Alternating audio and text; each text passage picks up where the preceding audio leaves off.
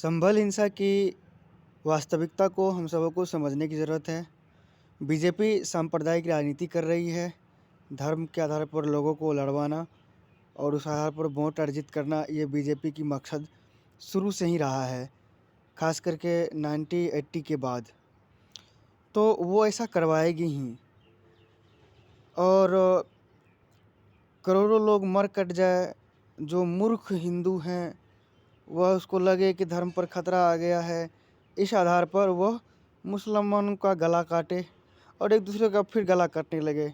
यही बीजेपी की प्रमुख एजेंडा है, यह इनकी पॉलिटिकल पॉलिसी है।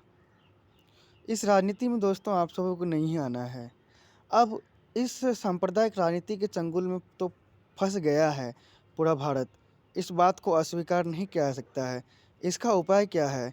इसका उपाय है कि इसको आर्थिक मुद्दों को केंद्र बनवाया जाए सांप्रदायिक मुद्दों की जगह।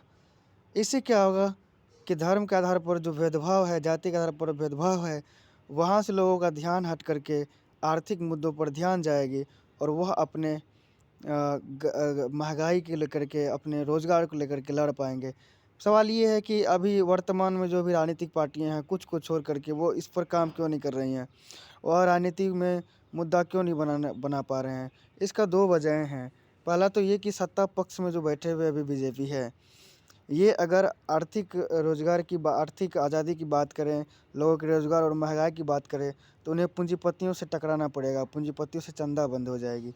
इसलिए बीजेपी ऐसा नहीं कर पा रहा है और कोई भी राजनीतिक पार्टी नहीं कर पा रहा है, एक दो को छोड़ करके। एक दो कर भी पा रहे हैं तो वो संघर्ष बहुत ज़्यादा कर रहे हैं कुछ राजनीतिक पार्टियाँ। कहने का मतलब ये है कि आर्थिक आज़ादी देना किसी भी मुख्य पार्टी जो अभी भारत का है उसको संभव नहीं है, वो लड़ेगा ही नहीं इसके लिए।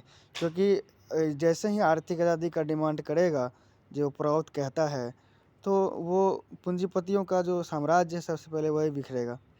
तो इसलिए हम लोगों को जल्द से जल्द जन जन तक इस सामाजिक आर्थिक सिद्धांत जो आर्थिक आज़ादी की बात करता है, प्रोग्रेसिव यूटिलाइजेशन थ्योरी, प्रगतिशील उपयोग तत्व को पहुंचाना होगा। धन्यवाद, नमस्कार।